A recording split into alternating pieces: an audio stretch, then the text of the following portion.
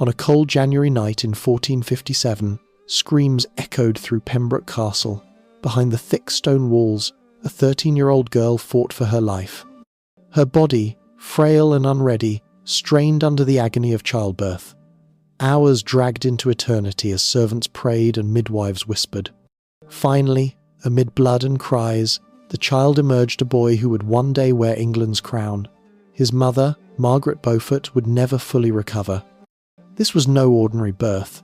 It was the beginning of a dynasty that would shape the fate of England for centuries. But at that moment, Margaret was not a matriarch or a strategist. She was a child, broken by duty, bound to destiny.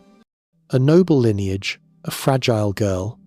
Margaret was born in 1443 into the powerful Beaufort family, descendants of John of Gaunt, son of King Edward III.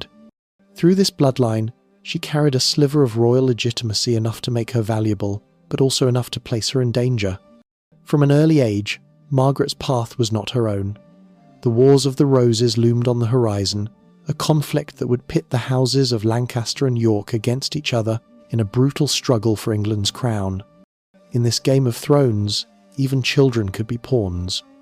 At just 12 years old, Margaret was married to Edmund Tudor, half-brother of King Henry VI.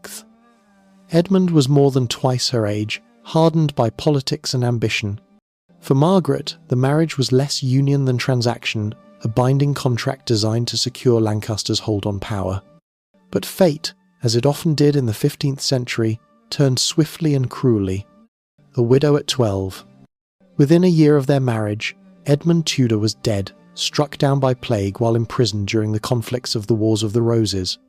He left behind a widow scarcely into adolescence and a child growing in her womb. Margaret was placed under the protection of Jasper Tudor, Edmund's brother, who brought her to the safety of Pembroke Castle in Wales. There, the young widow prepared for the most dangerous ordeal a medieval woman could face: childbirth. For most women, the risk of death in labour was terrifying. For a girl of 13, it was nearly insurmountable. And yet, she had no choice. The birth of Henry Tudor. On the 28th of January 1457, Margaret's body was pushed to its limits. Chroniclers record the labour as long and excruciating. The midwives feared both mother and child would perish. Against all odds, the infant survived. Henry Tudor, the future Henry VII of England. But the cost was immense. Margaret suffered such grave injuries during the birth that she would never again bear children. In that moment, her body was broken, but her will was forged. The ordeal left her profoundly pious. She interpreted her survival as divine intervention, a sign that God had chosen her and her son for a higher purpose. Her faith became the armour she wore for the rest of her life, guiding every decision she made. The world beyond the castle walls. While Margaret clutched her fragile newborn, the kingdom beyond Pembroke seethed with chaos. King Henry VI's weak rule had already split England. The Yorkists, led by Richard, Duke of York, challenged Lancaster's claim. Battles flared across the countryside, nobles shifted allegiances like the turning of the wind. In such a world, Henry Tudor was both blessing and burden. He was Lancaster's last legitimate hope, an heir to the crown should the Lancastrian line collapse. Yet, he was also a target. Every Yorkist victory increased the danger that Margaret's son would be seized, imprisoned, or worse. Jasper Tudor understood this better than anyone. For years he sheltered Margaret and Henry, protecting them from enemies who would gladly extinguish the child's fragile life. Without Jasper, the Tudor dream would have ended before it began. Margaret's transformation. Margaret entered widowhood as a frightened girl. She emerged from childbirth a hardened woman. Her suffering had stripped away any illusions she may have had about safety or love. She now lived for one purpose alone: the survival and eventual triumph of her son. This was the crucible in which Margaret Beaufort was formed. A child forced into marriage, a widow before her teens were over, a mother who risked death to bring forth a boy destined to rule. She would never forget the agony of that night in Pembroke. It was a scar carved into her body and soul. But it also gave her clarity. Everything she endured, every alliance she forged, every risk she took from that day forward would be in service of Henry's destiny. England was a kingdom unravelling. In the 1,460 seconds, war stalked every road, every manor, every hall. Lancaster and York, red, rose and white, clashed in a conflict that would stain the soil of England for 3 decades. And in the shadows of this chaos stood Margaret Beaufort, young, widowed, and bound by a singular obsession to safeguard her fragile son. The child widow finds a new husband. At 14, Margaret was remarried, this time to Sir Henry Stafford, a man twice her age but gentler than Edmund Tudor had been. Their union was not forged in passion but in survival. For Margaret, marriage meant protection, stability, and a shield for her son. Stafford was pragmatic. He knew the tides of war could drown them at any moment, and he urged caution. While many Lancastrians bled on the battlefield, Stafford and Margaret learned the art of endurance, supporting their side when possible, but never so boldly as to invite ruin. Yet Margaret's heart was never truly Stafford's. Her devotion was reserved entirely for Henry. She prayed over him, watched him, and planned for him. Every smile, every word, every step of the boy was another reminder that he was Lancaster's last hope. The Wars of the Roses ignite. But outside the walls of their estates, England was on fire. The Wars of the Roses escalated into brutal campaigns. 1461, Battle of Towton. One of the bloodiest battles ever fought on English soil. Thousands lay dead, rivers ran red, and the Yorkist Edward IV seized the throne. The Lancastrian King Henry VI was deposed, his queen, Margaret of Anjou, fled, and young Prince Edward of Lancaster became a fugitive. In this blood-soaked turmoil, Henry Tudor's significance grew. Though only a child, he was now a living banner of hope for the fallen house of Lancaster. That made him priceless and hunted. The rise of Edward IV and the shadow over Henry. Edward IV, the dashing Yorkist king, consolidated power with ruthless efficiency. He hunted Lancastrian claimants, stripping their lands, executing their supporters, and scattering their heirs. For Henry Tudor, this was the most perilous time. Edward's men knew that if Lancaster's cause was to rise again, it would be through the boy born in Pembroke Castle. Jasper Tudor smuggled him from place to place, hiding him in remote castles, cloisters, and Welsh strongholds. Margaret, separated from her son for long stretches, could do little but pray and plot. She was forced to play the dutiful wife to Stafford, maintaining appearances, while her heart lived in constant terror for Henry's life. The turning of fortune's wheel. In 1471, the Wars of the Roses reached a brutal climax. Edward IV returned from exile and crushed his enemies with terrifying speed. At Barnet, the great Lancastrian leader Warwick the Kingmaker was slain. At Tewkesbury, Prince Edward of Lancaster, the last legitimate heir of Henry VI, was killed.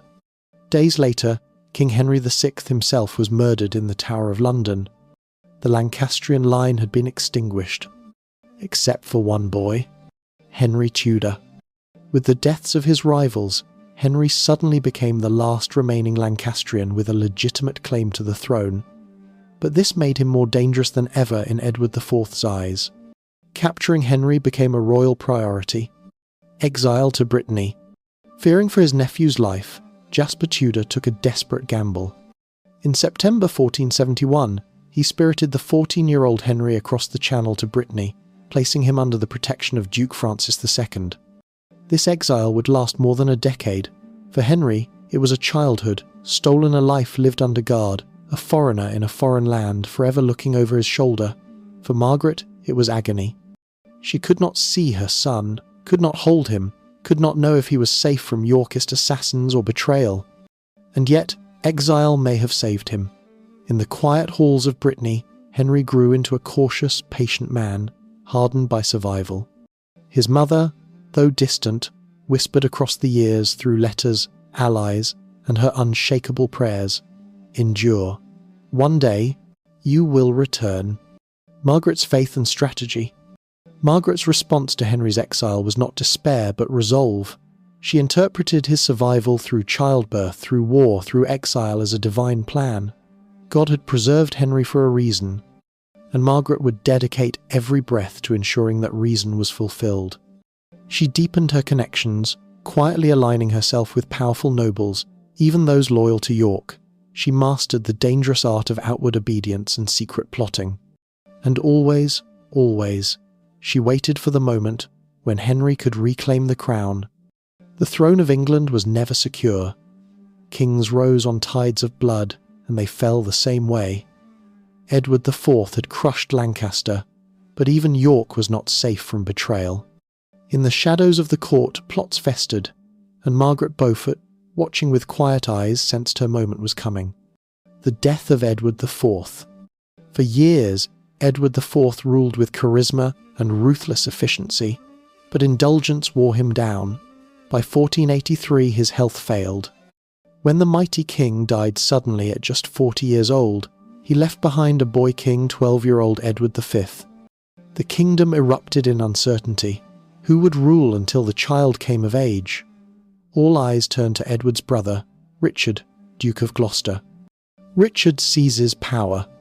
Richard swore loyalty to his nephew, but loyalty in the Wars of the Roses was a currency spent quickly. Within weeks, Richard had seized Edward V and his younger brother, locking them in the Tower of London. By summer, rumours spread. The boys were dead. Whether smothered, starved, or poisoned, no one knew for sure. But one thing was clear: Richard was king now. He crowned himself Richard III, and the stain of the prince's disappearance marked him forever. A kingdom in shock. England trembled. The murder of children, even royal children, shattered the fragile faith in monarchy. Nobles who had once backed York began to waver. Discontent brewed in every shire and hall. For Margaret Beaufort, it was providence. Richard's tyranny was not a curse, it was an opening. England, disgusted and afraid, needed an alternative. And she had one, waiting in exile across the sea, her son, Henry Tudor. Margaret the conspirator. Margaret was no longer just a pious widow. She became a conspirator, a master of whispers and alliances. Outwardly, she played the role of loyal subject, kneeling before Richard and sending gifts. Inwardly, she wove threads of rebellion. She reached out to disaffected Yorkists, men who despised Richard's cruelty. Among them was Thomas Stanley, her third husband, a powerful noble whose loyalties shifted like the wind. Margaret persuaded him, through words and through her unyielding will, that Henry could unite the fractured realm. The pact with the Woodvilles. Margaret also made a bold alliance with Elizabeth Woodville, the widowed queen of Edward IV and mother of the vanished princes. It was an unthinkable partnership. Lancaster and York, bitter enemies, now bound by shared grief and ambition. The pact was sealed with a promise. If Henry Tudor returned and seized the throne, he would marry Elizabeth of York, eldest daughter of Edward IV. This union would merge the red rose and the white, healing a kingdom torn apart by decades of war. Henry's claim strengthens. From his exile in Brittany, Henry Tudor received his mother's messages. They were more than words of encouragement. They were instructions, strategies, visions of destiny. Henry, cautious and patient, absorbed them. With every passing month, Richard grew more hated. With every whispered promise of support, Henry's claim grew stronger. Margaret's dream, once distant and desperate, now had flesh and blood. The rebellion of 1483. The first great uprising against Richard erupted in October 1483. Known as Buckingham's Rebellion, it rallied disaffected nobles under the banner of Henry Tudor. But fate turned cruel once more. Storms scattered Henry's fleet, preventing his landing in England. The rebellion collapsed, its leaders executed. Richard's grip tightened. And yet even in failure, the message was clear. England would rise again, and when it did, it would rise for Henry. Margaret's gamble. The collapse of Buckingham's rebellion placed Margaret in grave danger. Richard, furious, placed her under house arrest and stripped her of her lands, transferring control of her estates to her husband, Thomas Stanley. But Margaret was not silenced. She continued to plot in secret, slipping messages through servants, bribing guards, weaving her web. She had staked everything on Henry, and no king, not even Richard III, could shake her resolve. For 14 long years, Henry Tudor lived as an exile, an English prince without a crown, a fugitive who had survived only by caution and chance. Across the sea he listened, waited, endured. And through it all, his mother's words reached him. God has preserved you for a purpose. You will return. You will rule. Now, in the summer of 1485, the waiting was over. The final years of exile. By the mid-negative 1482, Henry's position in Brittany was precarious. Richard III pressed Duke Francis II to surrender him. Twice, Henry nearly fell into Yorkist hands. Only sudden illness or loyal ministers saved him. But Margaret Beaufort's network worked tirelessly. Gold flowed, promises were exchanged, nobles in England whispered their loyalty. Across the Channel, Henry was no longer a fugitive, he was a king in waiting. Raising the banner. In August 1485, Henry sailed from France with a modest force. A few thousand soldiers, mercenaries and loyal exiles. Compared to Richard's royal army, it was a threadbare host. But Henry carried something far more powerful than numbers: legitimacy, alliances, and the dream of unity. His banner bore the red dragon of Cadwallader, symbol of ancient Welsh prophecy. To his supporters, Henry was not just Lancaster's heir, he was destiny incarnate. March through Wales. Landing in Wales, Henry gambled on support from local lords, and the gamble paid off. Welsh chieftains and disaffected English nobles swelled his ranks as he marched east. Each step toward England's heart was a test. Would the people rally to him, or would Richard crush him before he could reach London? By the time Henry reached Bosworth, his army had grown, but it was still smaller than Richard's. Victory would depend not on brute force, but on faith, strategy, and one crucial decision on the battlefield. Richard III prepares for war. Richard did not sit idle. He gathered a powerful army, bristling with knights and banners, confident that his crown was secure. Chroniclers describe him as fierce, defiant, determined to smash this pretender once and for all. But even within his camp, cracks spread. Many nobles resented him for the princes in the Tower, for his ruthless rule, for his paranoia. Chief among the uncertain was Thomas Stanley, Margaret Beaufort's husband. Richard suspected Stanley's wavering loyalty and even held his son hostage to ensure obedience. But in the end, loyalty to Richard was fragile, while Margaret's influence was unbreakable. The Battle of Bosworth Field. The 22nd of August 1485. Bosworth Field. Morning mist clung to the hills as two armies faced each other. Richard's banners glittered with the white boar, while Henry's fluttered with the red dragon. Trumpets blared, drums thundered. The Wars of the Roses would end today one way or another. At first, Richard's forces held the advantage. They outnumbered Henry. They pressed hard, but Henry's men fought with the desperation of exiles who had no home to return to if they lost. The battle hung in balance until the moment Thomas Stanley moved. At the crucial hour, Stanley's forces turned against Richard, charging to Henry's side. Betrayed, outmaneuvered, Richard made a fateful choice. He would end the battle himself. Spurring his horse, he led a furious charge straight at Henry. Chroniclers describe him cutting down Henry's standard-bearer, nearly reaching the young pretender himself. For an instant, it seemed Richard might kill Henry with his own hand. But the tide turned. Surrounded, Richard was dragged from his horse and cut down in the mud. The last Plantagenet king died fighting, crying defiance to the end. His crown, knocked from his head, was found in a thorn bush and placed upon Henry Tudor's brow. The birth of a dynasty. At Bosworth, the Wars of the Roses ended not just with a battle, but with the birth of a dynasty. Henry Tudor became Henry VII, first king of the House of Tudor.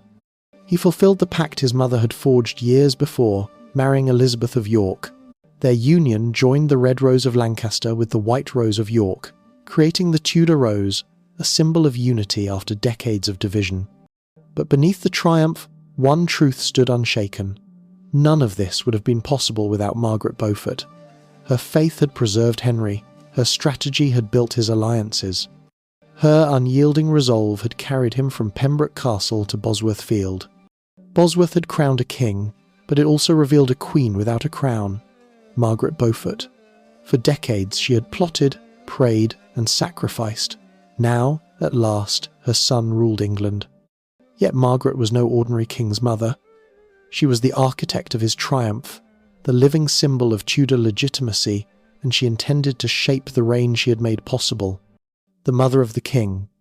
When Henry VII entered London in triumph, Margaret followed close behind, dressed in rich robes that proclaimed her new status. Though she never took the title of queen, she styled herself with near-royal dignity, often signing documents as Margaret R, with the R hinting at Regina. She was granted the title My Lady the King's Mother, an honour unique in English history. It carried no crown, but it carried immense influence. Marriage of Roses. As promised, Henry married Elizabeth of York, uniting Lancaster and York. Their wedding symbolised peace, but beneath the pageantry lay careful calculation. The union did not simply heal divisions, it secured Henry's throne against rival claims. Margaret had been the architect of this match, negotiating with Elizabeth Woodville years earlier. Now, she watched as her plan bloomed into reality. The Tudor rose, red and white entwined, became the emblem of a new dynasty, one that bore Margaret's signature at its root. A subtle but unshakable power. In the court of Henry VII, Margaret wielded influence, unlike any woman before her. She sat beside ambassadors, advised her son on policy, and managed her vast estates with authority. Nobles seeking favour with the king often courted his mother first, knowing her word carried weight. Yet Margaret was careful. She cloaked her power in humility and piety. While she knelt in prayer, she whispered counsel. While she commissioned churches and schools, she quietly arranged alliances. To the world, she was the pious matron. In truth, she was the second sovereign of England. Patron of faith and learning. Margaret's devotion was not just political, it was spiritual. She poured her wealth into monasteries, churches and colleges, most famously endowing Christ's College and St. John's College at Cambridge. Her faith had carried her through childbirth, widowhood and exile. Now it shaped her legacy, ensuring the Tudors would be remembered not only for war but for learning, religion and reform. The king's most trusted ally. Henry VII was cautious, calculating and often mistrustful, but in Margaret he found absolute loyalty. He trusted her with state secrets, relied on her judgment, and honoured her above all others. When ambassadors met the king, they often found Margaret present. When Henry planned his policies, he sought her counsel. She was not merely his mother, she was his partner in rule. The shadow at court. Yet Margaret's presence was not without tension. Elizabeth of York, Henry's queen, often found herself overshadowed. While Elizabeth embodied grace and motherhood, Margaret embodied power and will. Courtiers whispered that the true Queen of England was not the Yorkist bride, but the king's indomitable mother. And perhaps they were right. Margaret had fought too hard, suffered too much, to fade into the background. She had survived husbands, wars and exile. She had outmaneuvered Richard III himself. She had carried her son to the throne. She would not retreat now. By the dawn of the 16th century, Margaret Beaufort was no longer just the mother of a king, she was the grandmother of a dynasty. She had endured pain, loss, and exile. She had outlived kings and toppled tyrants, and in her twilight years she reigned not from a throne, but from memory, faith, and the iron will that had carried her through one of England's bloodiest ages. The twilight of a king and his mother. As Henry VII's reign stretched on, Margaret remained his most trusted advisor. She was at his side during matters of state, religion, and family. When his health began to fail, it was Margaret who prepared the path for the next king, her grandson, Henry VIII. In 1509, Henry VII died after 24 cautious but transformative years on the throne. His death was a moment of grief for Margaret, but not despair. She had secured what she had spent her life fighting for, the crown safely in Tudor hands, guiding the young Henry VIII. When the young Henry VIII ascended, it was Margaret who orchestrated his coronation. Even at nearly 70 years old, frail in body but fierce in spirit, she ensured the dynasty's future with her characteristic precision. She lived just long enough to see her grandson crowned, to see the line she had forged extend into a new age. In those final days, she could rest, knowing that the child she had nearly died to bring into the world had secured a dynasty that would reshape England forever. Death of a matriarch. On the 29th of June 1509, just days after Henry VIII's coronation, Margaret Beaufort passed away. She was buried in Westminster Abbey, not far from the kings she had helped create. Her tomb, designed by Renaissance master Pietro Torrigiano, still bears her image, a woman in prayer, serene, unshaken, eternal. Her enduring legacy. Margaret's legacy cannot be measured only in her piety or patronage, though she left behind colleges, churches, and enduring works of faith. Her true legacy was dynastic survival. Without her endurance in childbirth, there would be no Henry VII. Without her plotting in exile, there would be no victory at Bosworth. Without her alliances and faith, there would be no Tudor dynasty at all. The Tudors, Henry VII, Henry VIII, Elizabeth I, each bore the stamp of her determination. Through them, Margaret Beaufort shaped not just a crown, but the destiny of a nation. A life reframed. History often remembers queens and kings, not the shadows behind them, but Margaret was no shadow. She was the hand that steered, the voice that counselled, the will that never broke. From a terrified girl in Pembroke Castle to the matriarch of England's most iconic dynasty, her life was a testament to survival, faith, and relentless ambition. Her story reminds us that power does not always wear a crown. Sometimes it kneels in prayer. Sometimes it whispers from the margins.